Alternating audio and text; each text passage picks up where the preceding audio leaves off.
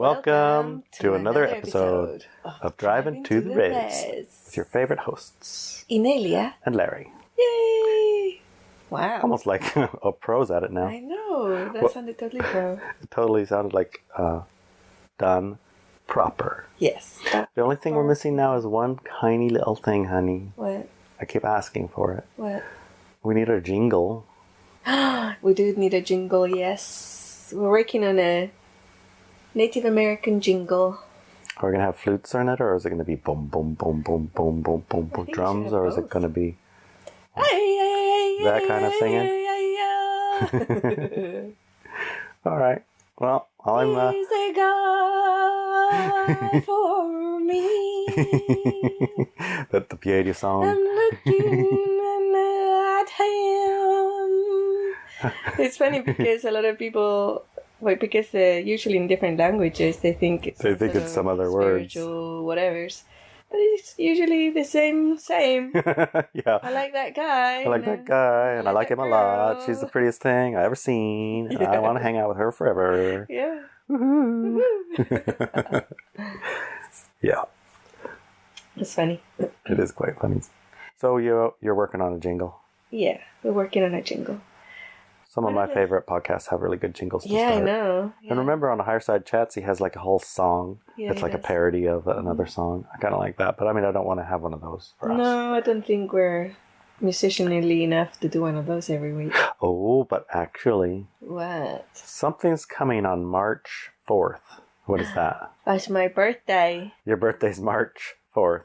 Yes. Tell me about March 4th. What does that even mean, March 4th? Go forward, man. Go forward. March 4th. Where did March 4th come from? Or you just think that's a... is that a saying? March 4th? Yeah. Continue forward. Move forward. Don't stop. Well, at the very least, it's an easy way to remember your birthday. Oh, yes. March 4th. Or don't they have March 4th, Christian Soldiers, something like that? Is that a song? I have no idea. I think it probably is. Yeah. I didn't have that education. I didn't either, but I'm pretty sure I heard that somewhere. Yeah. It feels like we haven't... March 4th. Well, March 4th is your birthday, and I'm just saying if you have the inkling that you want to send Inelia a little gift. Occasionally she likes small gifts. She has been known to enjoy those things in the mail once in a while. Yeah. Feel free. High frequency, beautiful gifts for March 4th. There you go. Happy birthday, honey. Thank you, darling. Love you. Love you too. It feels like we haven't actually recorded a podcast for about a year. Yeah, that is. Like we've been in and out of reality so long. Our water was destructured for a little while. Yeah. Destructured water. So, that was something we talked about on our second hour last week. We did. A little bit about getting sick. And, the whole word getting sick. Yeah. And then the whole narrative that follows, what does that mean, getting sick? Mm-hmm. And the whole narrative that follows, how did you get sick? And how do you heal? And then the narrative that follows is, what cures it? Yeah. So it was a lot about the narratives. We experience a thing, and then we have a story that goes with it. Indeed. And the story that goes with it is, well, oftentimes false. Mm-hmm. Well, I think in the word false is probably the wrong word. I think that the better word is to describe it as optionally accurate. Optionally accurate. Right. You have the option to keep it as accurate, right? Yeah. So the life that you want to have includes a thing like separation, or the life you want to have has a thing like someone else has power over me. Yeah. Or the life you want to have is I'm a victim of X, Y, Z. So if you want to carry on with those things, then some of these optional stories are like written into the script. Yes. You're born and you get a little older, and then you start to become aware of things around you, and then people tell you this is how it is, and then you just believe it. Yeah. And then you just carry on with that belief forever, Until one day you're walking along, you stub your toe, you go, ouch. And then down on the ground is your iPhone. You pick it up and it has your interview on it, maybe. And then you look, it's like, who's that? You listen to it. And then your mind goes boom, and it blows up all these little things that are just like landmines of reality that you thought were solid, and they're not. Yeah, it happens. It does happen. Yeah. So one of the side effects of having your mind exploded is a little bit of unsettling. Yeah, have you noticed that a lot of the information that you took for granted, suddenly it isn't. Yeah, the very foundations of your reality are a little bit less solid than you probably, well, absolutely less solid than you thought. Mm-hmm. Yeah. And even the things that you think were maybe a little bit, maybe there's Santa Claus, maybe it might be misrepresented a little bit. Mm-hmm. Even those things are, I don't even remember when, well, I don't know if I can actually talk about this with you because you still believe there's Santa Claus. And he comes down. What do you mean you still believe there's Santa Claus? I know, exactly. You still know there's Santa Claus. Sorry, honey. I do know there's Santa Claus. Of course Santa Claus exists. What about, we got to go down the list so I can find one that I can talk about. Have you ever heard of the Tooth Fairy? Best friends, man. Oh, no. Have you ever heard of Cupid? Yes. So is that a real little cherub flying around with a little bow and arrow? He doesn't look like a cherub. Okay. But, yeah. Okay, so we'll skip that one. How about this? And there's only not just one. How do you feel about bunnies and eggs? Hard-boiled eggs with color on them. Oh, yeah. Do you think bunnies poop out colored eggs? No, they don't. How about chocolate eggs? Depends on the bunny. Oh, yes. It looks like chocolate, but don't eat it. Don't eat it. No, honey, it's not chocolate. No. Okay, so Easter Bunny. Mm-hmm. We know when we talk about the Easter Bunny that it's a little bit make-believe, hoppity, mm-hmm. Big bunny rabbits and chocolate eggs and yummy stuff like that. So it's when we start to enter into our spiritual journey in a sense of becoming more aware of the basis for some of the things that we accepted maybe as children as real. We think like Easter and then Ishtar, and then you find long history of a story, and the story has branched off over the years, and then somehow or other it ended up where it is today, but some of the origins of it are barely even resembling the ones that you're using today. Mm-hmm. Like Easter is a good example. I think that has to do with Jesus getting reborn or something. Do you know anything about that? No, I don't know anything about the Christian Easter. Right. I guess the point I'm trying to make is that as you start destabilizing, mm-hmm. you begin sometimes to feel a little uncomfortable. Yeah. And your discomfort is a consequence of the stabilization of reality. Mm. So the tendency is to want to restabilize. Yes, I have seen that many, many times. So restabilization of reality. One of the things that happened over this last couple of weeks when our water was dissolving all of our toxins out of our body, and mm-hmm. as a consequence of our water dissolving, we felt very sore, so we couldn't really move too much because our joint water, was melted. Mm-hmm. So our joints were touching our joints, and it makes it hard to move. Yeah. And our water level in our body was very, very depleted, very, very, very dehydrated. So all of the things that happen when you're dehydrated, we were experiencing like a headache. Yes. Your head hurts when you're dehydrated. Your tongue hurts. You're, you're just uncomfortable. You're not hungry because you don't have enough water to digest your food. Mm-hmm. So you don't want no food. Things like this are going on.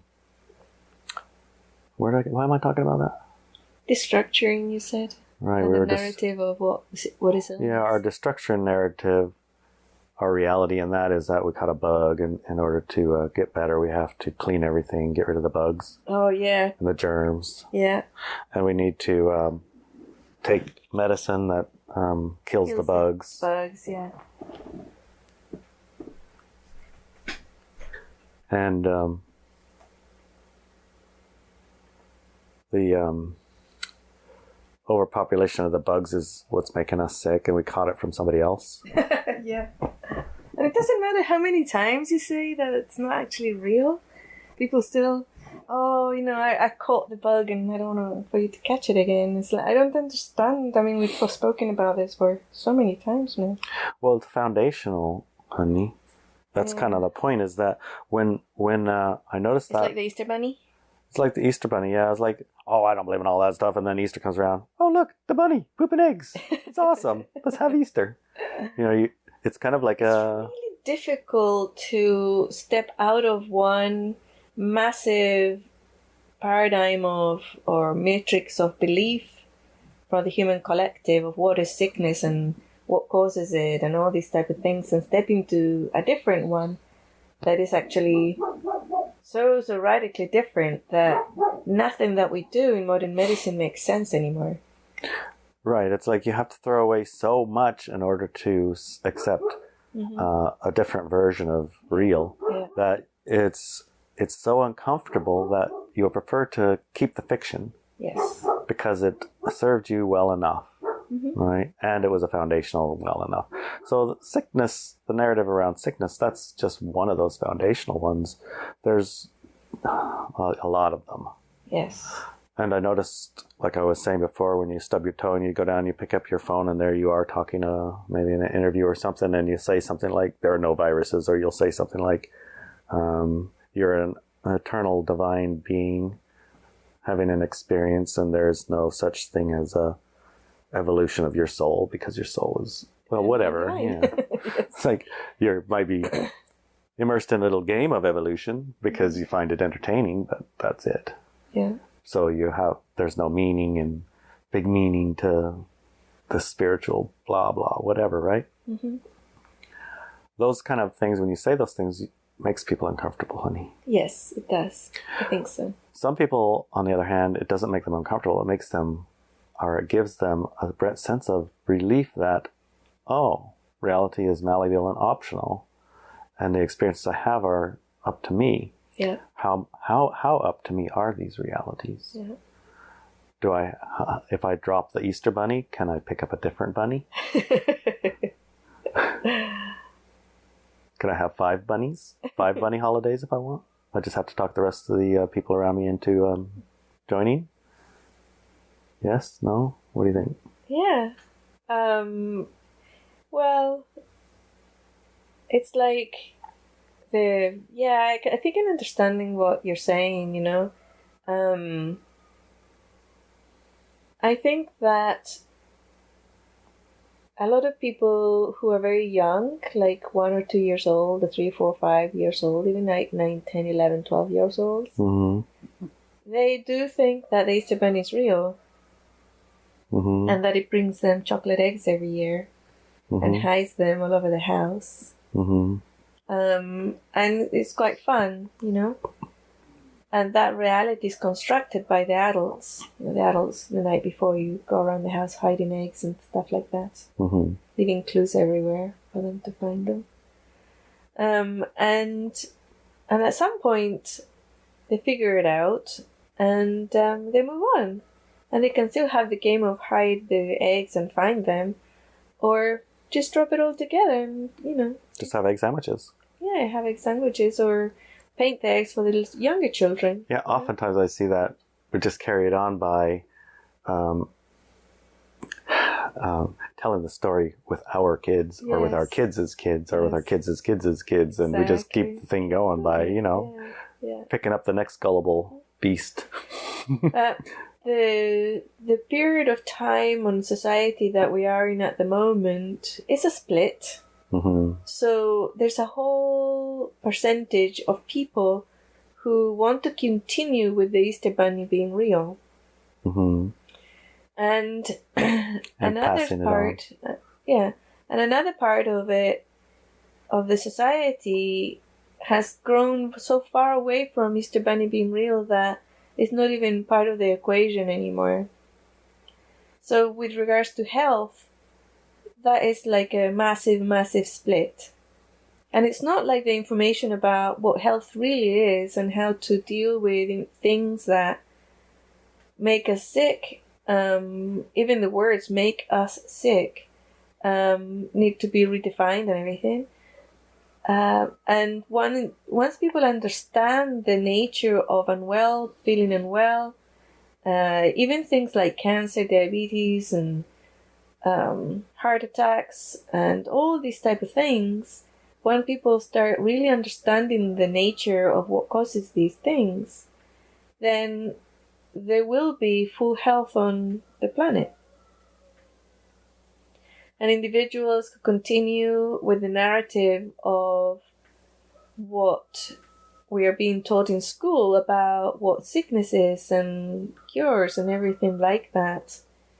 That is also a narrative that will remove a large section of the population out of the planet. Because that is literally a path to death. Yeah, I'll say. Yeah. And we talked a little bit about these things, or at least we talked about the plans that the promoters of darkness on the planet have had or do have for the entire planet for 2022. We talked about that on our looking at 2022 video. Yeah, we did. And these plans, some of the things catch and some of those things don't catch for the human collective. And so far, the plans have been very clear and followed through really, really well. And the whole aspect of health, it doesn't just involve the singular person and what they do, but also the person as a human collective. So things like, we talked about on the second hour last week about, the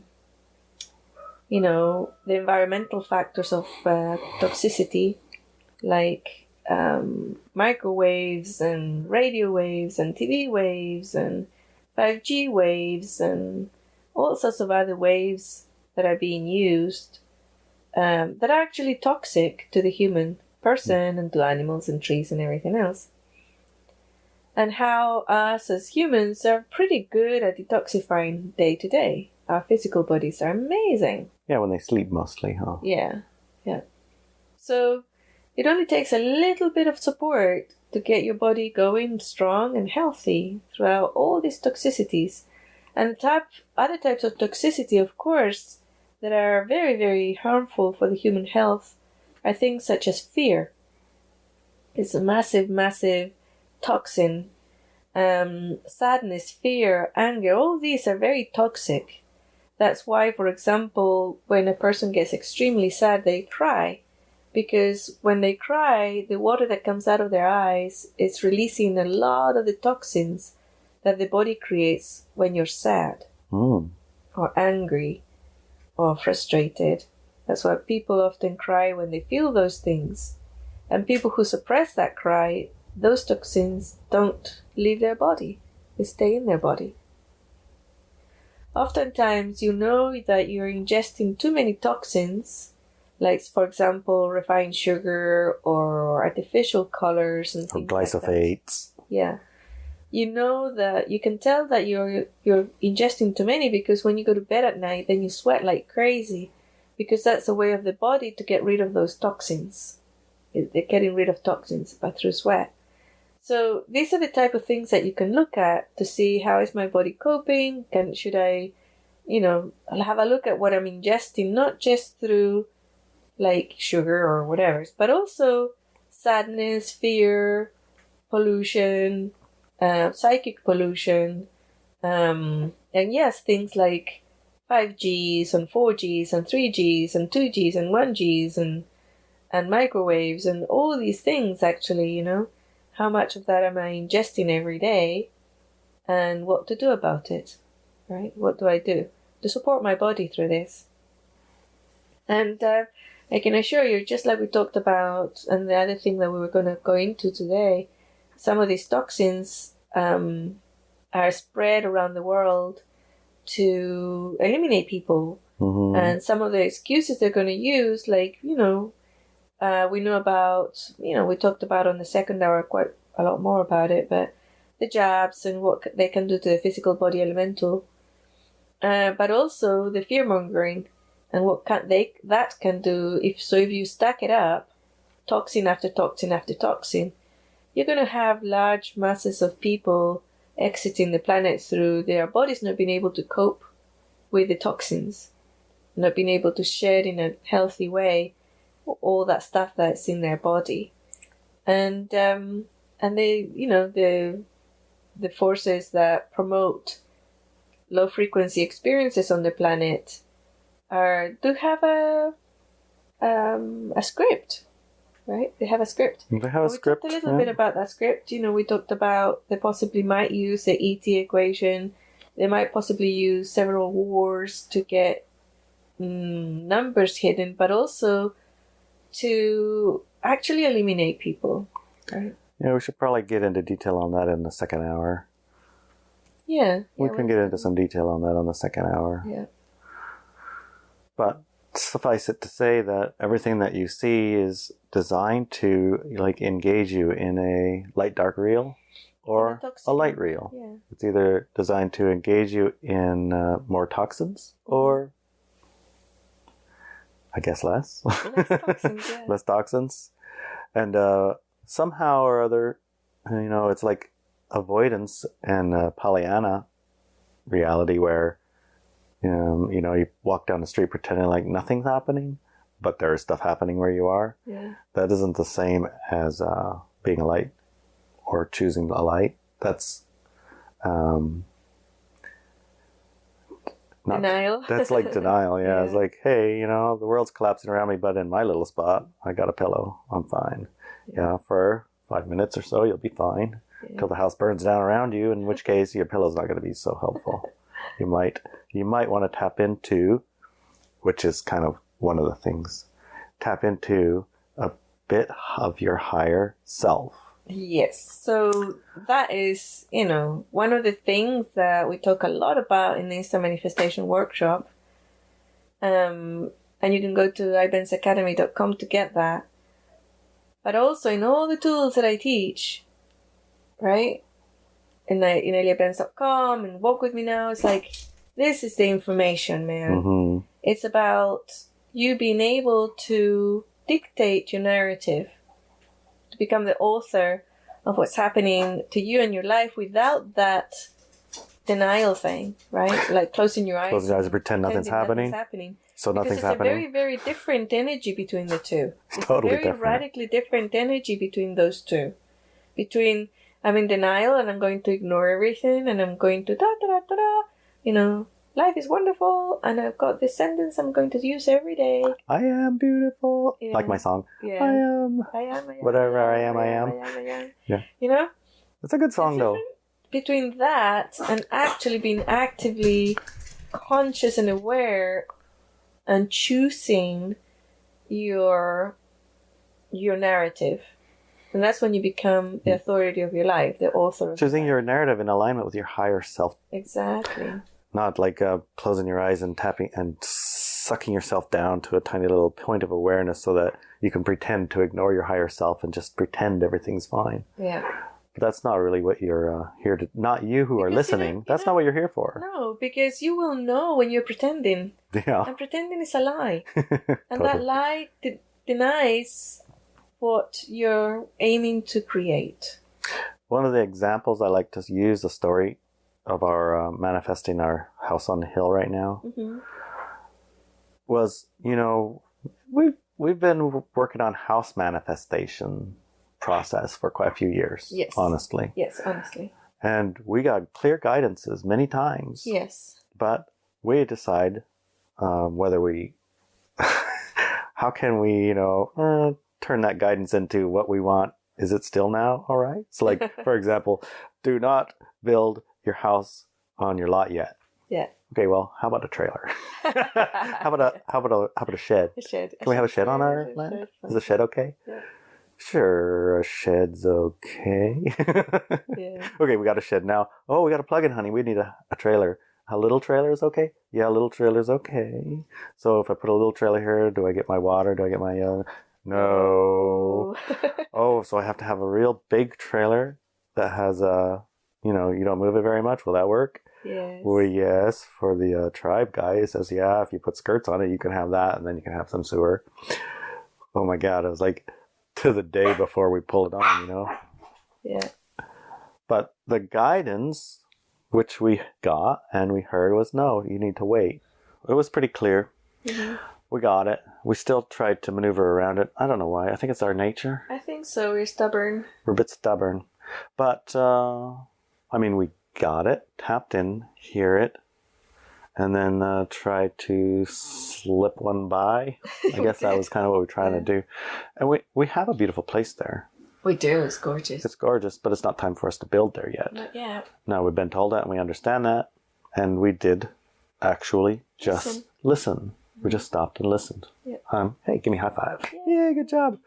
Then we did receive guidance about Shaman Shack, remember? We did. When we were first looking for our house then, you had clear guidance. Let's go to halfway to Port Angeles and look at the houses that are there and go look at the blue one. Yeah.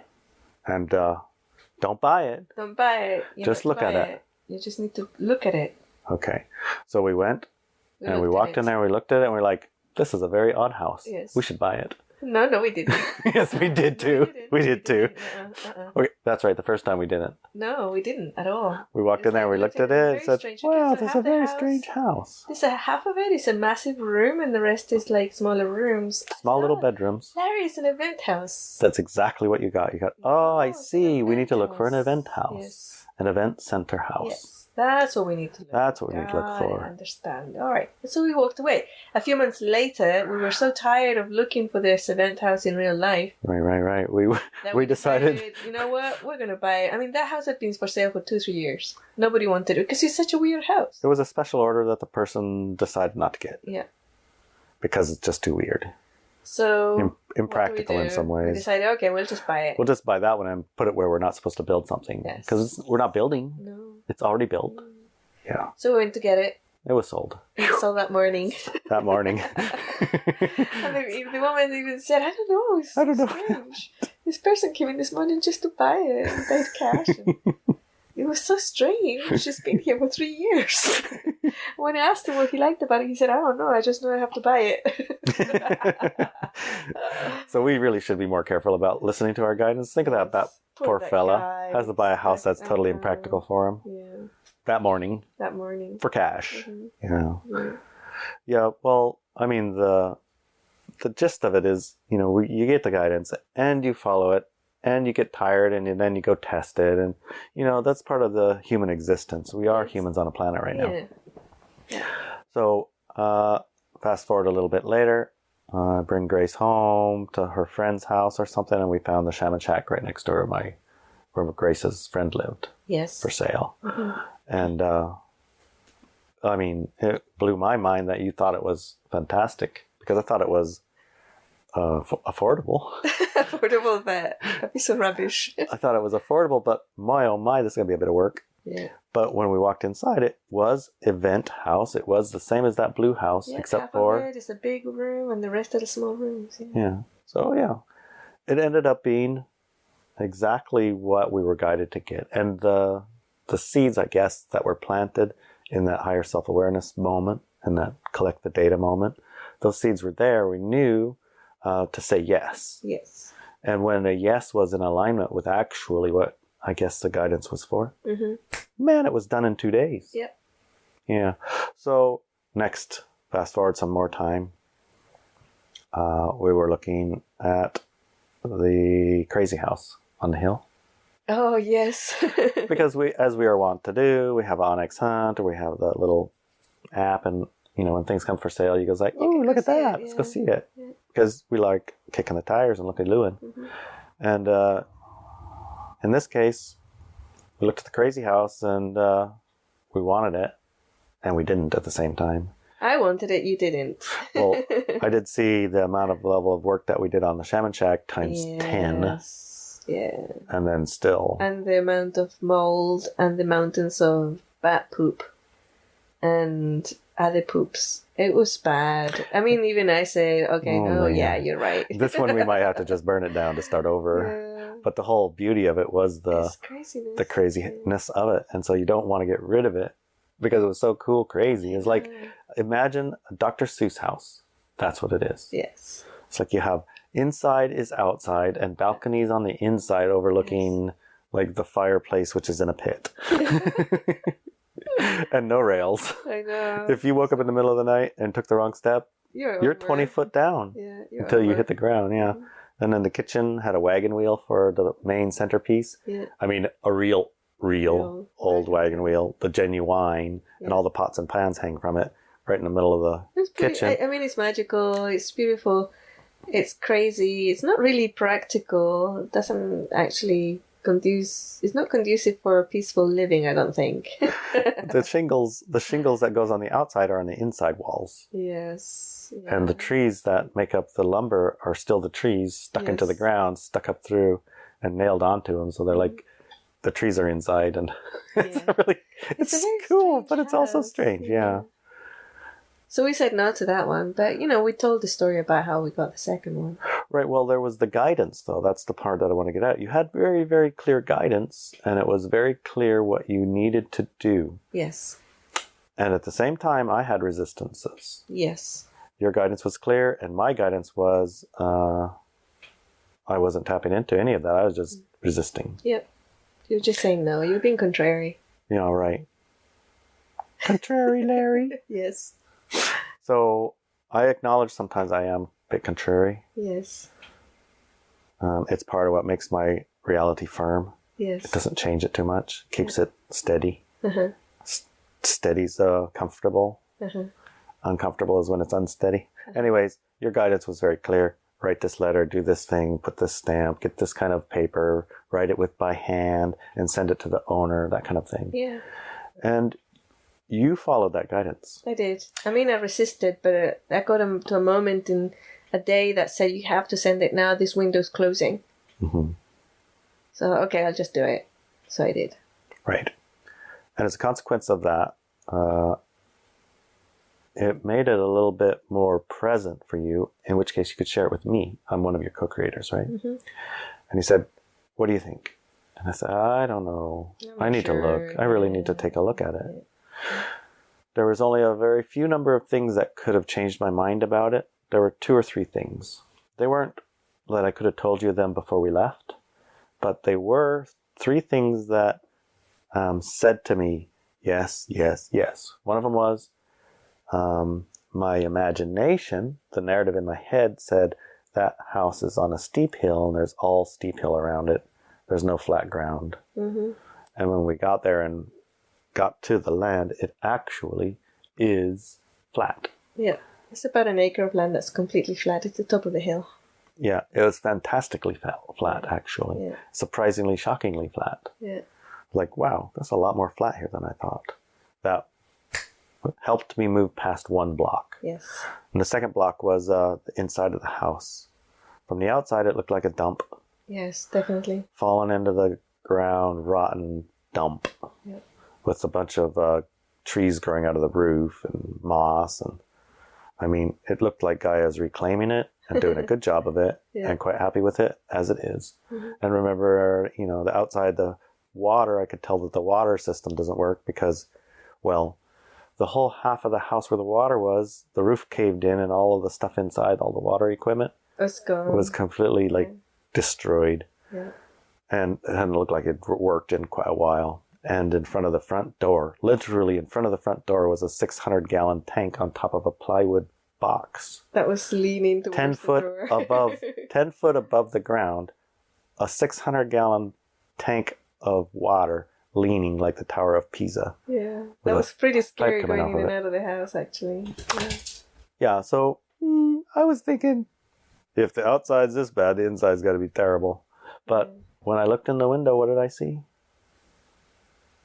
It was nice in there. Yeah, I don't remember that, but... Well, for me, there were 3 things, That was the second thing. Mm-hmm. I looked inside, and the inside was actually nice. It wasn't like I remember the crazy house. Remember the crazy house had the windows broken. Yes. There's water everywhere, bugs living, and bats and ants and everything else living. When I looked in this, it looked fine. It actually looked, it doesn't look like move-in ready. It well, actually, it did look like move-in ready. It looked like it had carpet. It had a clean floor. It had a wood stove. It had a sink. It had everything inside that you need to live in a house. Perfect. I was like, holy crap, the inside's fine. We probably don't even have to do anything to the inside. That's what in my head. Okay, got it. That's a narrative in your head. It didn't end up being exactly that. But it did, at the moment, pass the test of, hey, it's actually okay in there. Yeah. It's nice, actually. Actually, it's really cool. Look at those stairs. Yeah, so that was like that passed that sniff test, and it made me move a next step. And the next step, when I went around the front, I looked over, and what did I see? It's the hot tub, remember? The hot tub, yeah. And it was like, how could we not have seen that? But lo and behold, here's a hot tub, an outside hot tub run by a wood-fired snorkel stove with cedar on the outside and a little deck around it. It was actually the only deck part that had been rebuilt and was in reasonably good shape. You could stop. You could walk on it. It wouldn't fall over. Yeah. I was like, okay, honey, I'm with you on this. 100%. We can get it. Yep. So the guidance you got, and I was closed off to it, but I was open enough to take a pause and say, okay, honey, I accept your judgment and your guidance. Let's take a look. I'll see if it aligns with me too. Well, we did, and it did. You did. And it did. A couple days later, it was ours. Yeah. But this is the thing that I'm trying to get at, is there's this desire sometimes by many people that I encounter, at least, to have and get that clear guidance.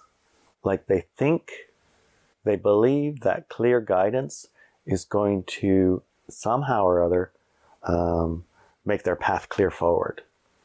What I'm trying to explain is that despite whatever guidance that we get, including even us, doesn't necessarily do that.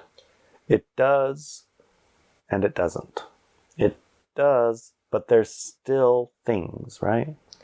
Yeah, I think I understand what you're saying. It's like you get the guidance, it's very clear, you follow it, but if you have any narrative that's resistant to that result, it's not going to come through.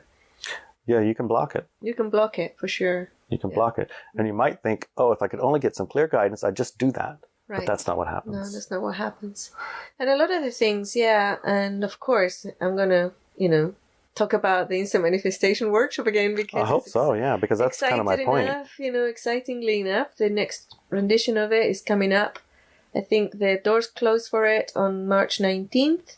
So get in there, get your place, be part of that co-creation, get your powerful allies all over the world to help with your instant manifestation. But yeah, part of that narrative and the things that we learn there is that you might be saying, for example, I want to manifest a beautiful wife, a high frequency, beautiful wife, and you've been saying it for 20 years, but you don't actually have a beautiful high frequency wife, right?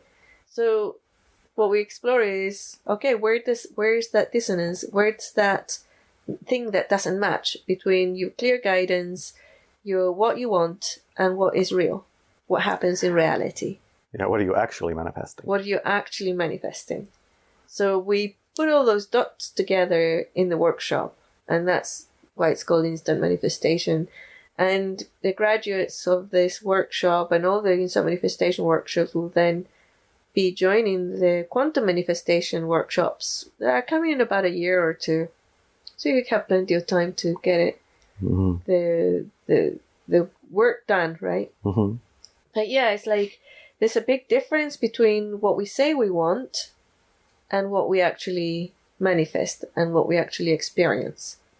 And a large part of what we actually manifest and experience are those invisible programs, those invisible narratives that we were born, raised, and brought up with for whatever reason, or grabbed or clumped onto, or think that's the true nature of reality, even to that level. Yeah. So exposing those for the moment, so it's almost like you're walking through life with your eyes barely squinted open, and then you take a thing like an instant manifestation workshop, and then you open your eyes for 30 seconds or so, take a really good look around, try and soak in all of how, hey, this is more of what the real is, and this is more of how real is made.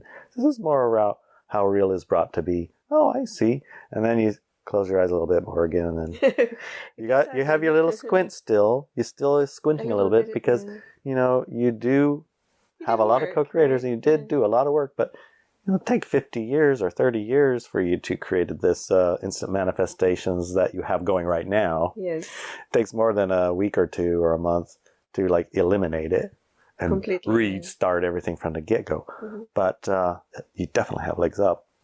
Mm-hmm. And then with those legs up, you have the most valuable thing on the planet. Good allies. You have allies who've also taken these month or 2 months of opening their eyes, how reality works. Yeah.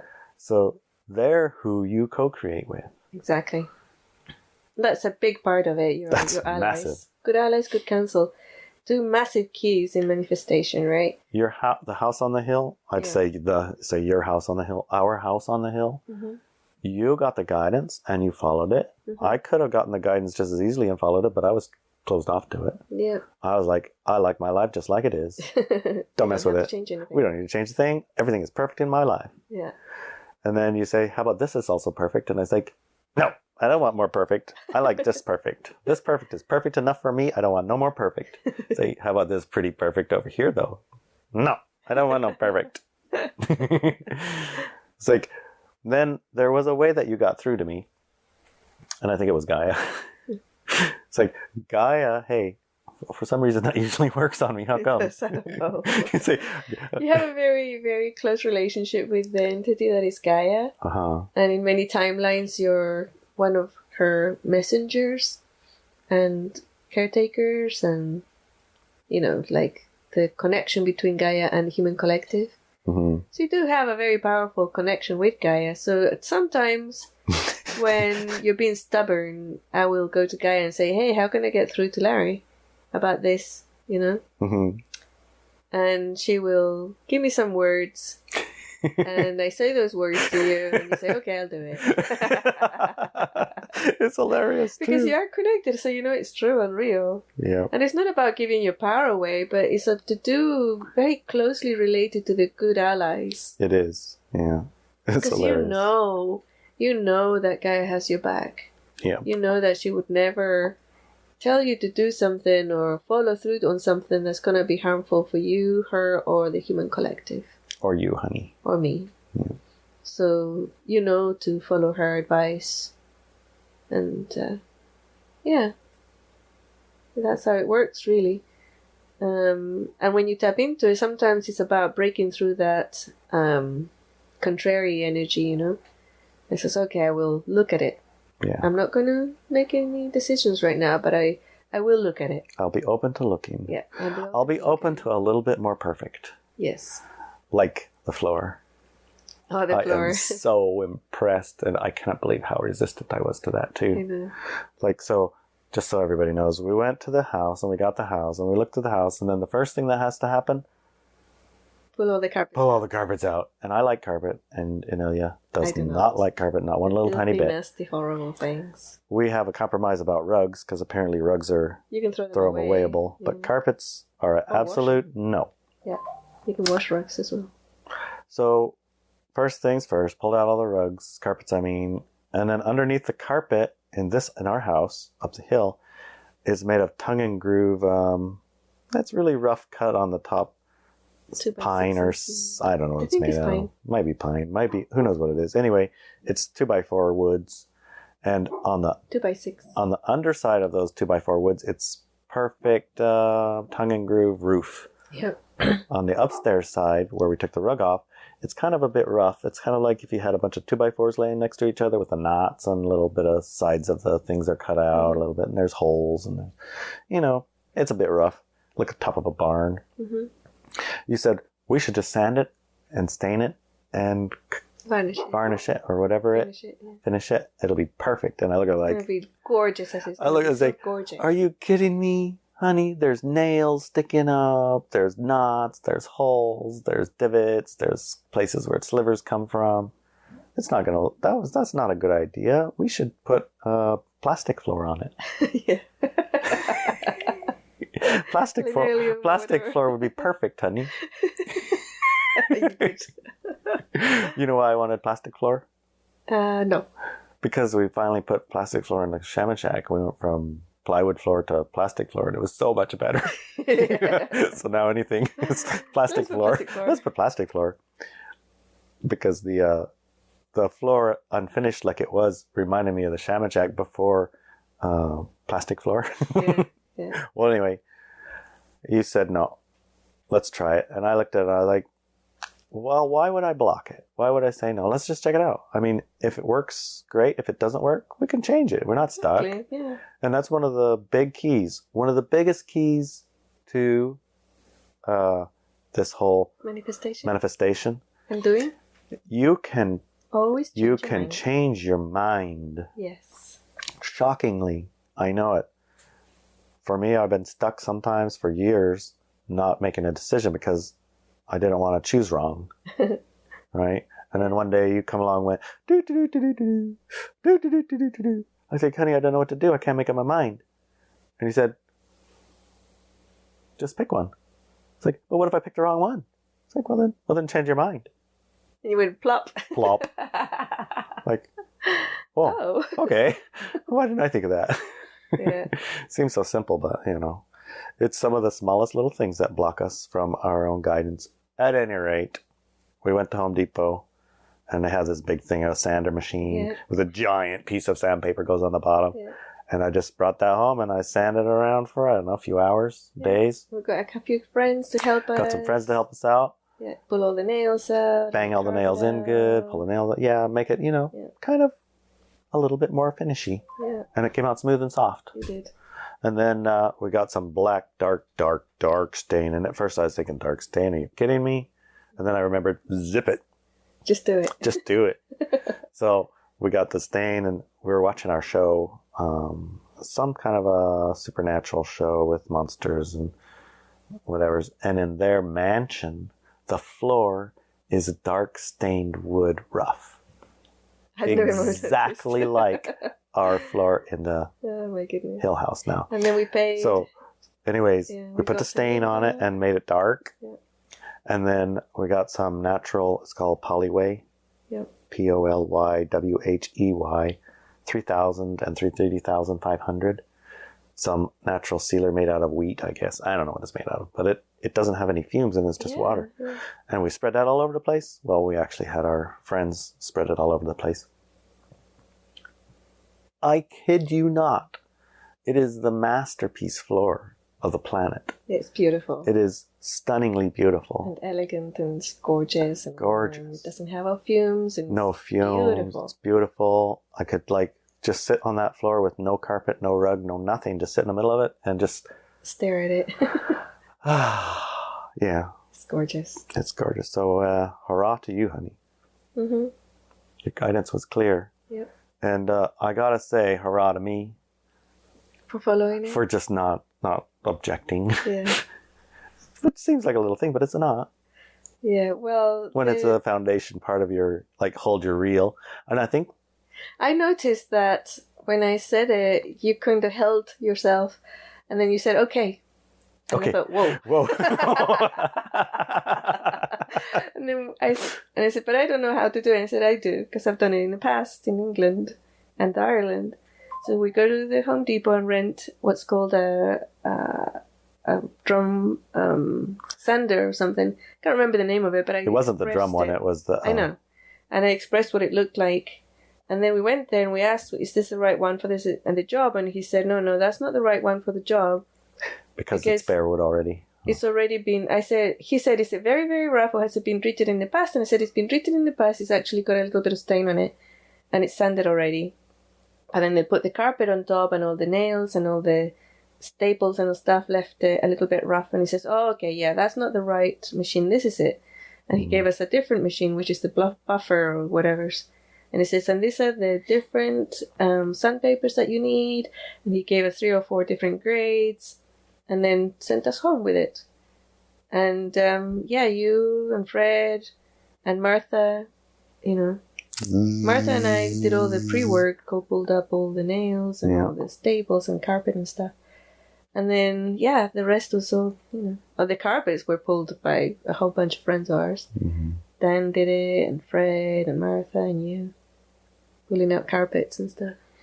Yeah, well, and then you saw how filthy that carpet was. I mean, I hope you saw it, because it was nasty. And under the carpet, the floor was rotten. yeah. We had to change the flooring downstairs. But yeah, so it was doable. It wasn't complicated. And then we paid somebody else to do the staining itself and then the finishing and stuff. But yeah. It really makes a difference when you follow through, and when you I noticed that a few of the times, when we went to the store, you said, okay, which one did you book? And I said, well, you told me not to book it because you wanted to whatever days, and you said, that's not what I said, which was a good thing because it was the wrong machine anyway that I thought we needed. So I didn't know the names of it. Right. And then we got the right one and everything was good. So, but I noticed, in a few times, and I would say, Larry, let's do XYZ. We same with the tiles downstairs. Yep, tiles downstairs, the whole downstairs. In tile. And you went, and said, but it's going to look really nice. And you went, okay. And I went, what? And you could see that you were struggling inside and stopping yourself from resisting. Yeah. And so far, it's starting to look good. We don't have the tile yet. And we did change our mind, the tiles. I wanted a dark tile downstairs as well, dark floors, but you said you would get bored of the black floors, so you wanted a very light tile. So we're going to see what it looks like. My thought with the floor was that it'll probably be stunningly cool, but it might be just too dark. And one thing about dark is that everything on it is lighter than it. Yes, so when it's dirty, it's really dirty fast. Which is one of the reasons I like it. Yeah, so you can see it when it's not clean. Yeah. And I kind of like what you call beige. Yeah. But I actually saw it as cream and gold, and there were some purple streaks and a bit of brown. It's looks like the clouds on a summer day without the blue. Or also known as beige. Beige. Yeah, anyway, I think that will hide dirt a lot better too.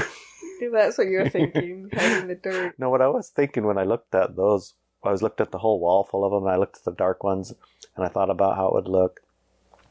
And then I looked at these ones, and of all of the ones on the walls, I kept coming to these ones, the tiles that we ended up picking, because I kept seeing the beautiful colors in it. It's like when you're looking at a rainbow, or you're looking at the ocean, the view of something, and you're just like, gosh, that's so pretty. Mm-hmm.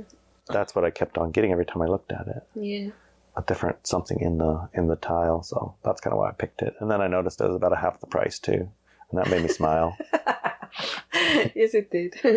It's actually a third of the price. Yeah. Yeah. And so anyway. I noticed that you were saying yes rather than saying no. I moved more into allowance, I suppose. Gotta be careful with your mic, honey. Sorry, honey. Can't just flop it around. It's your freaking devices. Should put them on silent or on moon or whatever that is before you start. I thought they'd be all right because you shut off the internet. No. Oh well.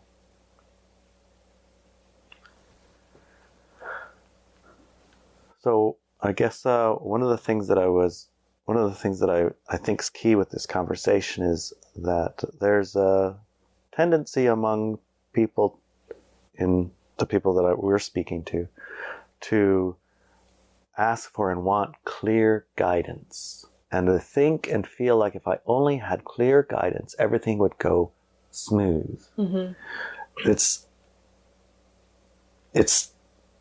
It's not true. No.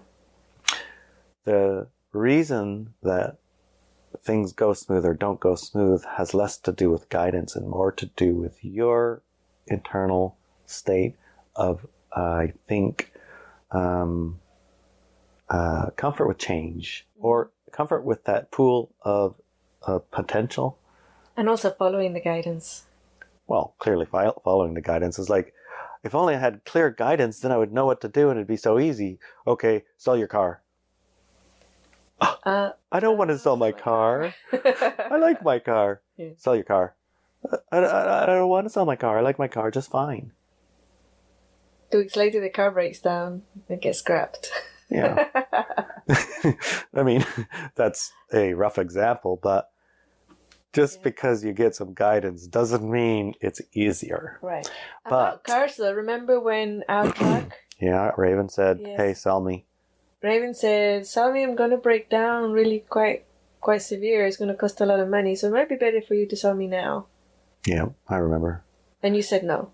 I said, Raven, no. Whatever it is, We'll fix it. It's fine. It took us a very long time to find a truck that we really liked. Yes. We found it, and whatever it is, we'll just fix it because it's going to cost less than a brand new truck anyways. Right. Plus, we like you, and we're comfortable with you. Yeah. And my butt fits into that chair exactly in the right spot. I might be resistant to change also. Yes. So I said, okay, but I did warn you. He did too. 2 weeks later. It wasn't 2 weeks later. I started the truck and let it warm up, and then I walk away, and I walk back, and I was like, honey, do you hear that noise? And he said, what noise? I was like, zzz. It sounded like a pump, some kind of a pump sucking air. I said, I think that's the transmission. Yeah. And sure enough, we went in, and all of the transmissions for that year's Chevy all break at 100,000 miles exactly because they have aluminum in them and metal in them and whatever. When it turns, whatever, loose is sloopy, and then that sloopy loosely makes grindings, and the grindings messes up the pump, and then the whole transmission breaks. Okay. Okay, then. Good to know. I wish I'd have known that earlier. It would have changed the oil. But yeah. Anyway. What happened. So anyway. Sometimes you get guidance and you can choose to do something else instead. Right. You could have chosen not to follow the guidance about the hill house, and our perfect life would have been perfect. Yep. But now our perfect life is expandedly perfect. Yeah. It's got a bit of expansion to perfect. Yeah. So, if you've been struggling with something that you want in life, then it's usually one of three things. One of them is extreme wealth. Yeah, always there's something like that. Beautiful or harmonious relationship with somebody you already have, or maybe somebody you don't know yet. Yeah, it's almost always then that's another one. Yep. And sometimes that one that comes with a lot of money. Yeah. That would be like ideal. Yeah. And usually the third one, I was going to say health, but actually the third one is usually about your mission or your work. Mission or work, always, yeah. So those are the main three. And sometimes you do have the health one. I want to lose weight, or I want to put on weight, or I want to get fitter, or I want to not have cancer, or whatever, right? Yeah. It's a health one. Or I was born with a condition and I want that to change. Yeah. So it's usually those four areas, but mostly it's career, it is relationships, and it is money. And oftentimes, you may have already done a lot of manifestation work. And if you don't want to do the instant manifestation workshop, you can go to ineliabenz.com and buy the classes that are very, very, very affordable there. And there's three areas mainly: the relationship, manifesting love, right? Yeah. And the wealth ones, and the career ones, and the guidance, right? Yeah, so but it's so... You can do those, and then you start looking at and seeing what's going on. But to tell you the truth, what you want is allies. And everybody that I know in Walk With Me Now and elsewhere, not everybody, but the majority of people are starting to see that the alliance and the good counsel are key. And again, if you don't want to do the instant manifestation workshop yet, or you feel that you need to work on your income before you can do it, then do the Walk With Me Now. It's way more affordable, and you have all the classes and courses right there that are included in the subscription. So there's no excuses really. And if you're in a situation where you're really messed up in life and you're like, I can't even afford $10 for something, then guess what? In ineliabenz.com, there's free tools. They don't cost anything? They don't cost anything. The person actually just can go there and get them. Wow. Well, Boom. no excuses. Yeah, no excuses. You got clear guidance and you got a clear path, and no matter where you are in life right now, you have clear allies. Yes. And if you good don't follow counsel. through, you're not going to change anything. Which, in my case, seems fine to me. I like it just the way it is. Well, you really got scared or you thought it wasn't going to happen when you did the Ascension 101 course. Yeah, I was like, and there's a warning sign: your life is never going to be the same again. I was like, oh man. You thought, no, not mine. Not mine. Mine's pretty much perfect in every which way. Yeah, I'm perfect. It's a perfect life. I think a little bit better on some of these edges would be nice. Otherwise, everything's perfectly fine. And literally nothing is the same. Nothing is the same now. In a good way. In a way positive way. Love you, honey. You've even said things like I didn't even know it was possible to be this happy and to be this satisfied and to achieve these things. I didn't even know it was possible to achieve these things. And the exploration of life and the world and everything makes it very interesting. And one of the things I would like to say before we finish this podcast is that, we will talk about the war, that's fear knob, and all other sorts of fear knobs that are happening on the planet on the second hour, the more involved hour. The uncensored but I want to remind you that if you don't want to follow my guidance and you give authority to other things, maybe give authority to the Hopi prophecies. And that one says, do not fall into fear. Okay? Do not fall into fear. If you fall into fear, you're screwed. Literally, it is an energy. So, process your fear. And guess what? The fear processing exercise, the full text on it is on my website, ineliabenz.com. It's also free. Use it. It's also free. Use it. So, do not fall into fear. If there is any guidance that you can follow through right now, just don't fall into fear.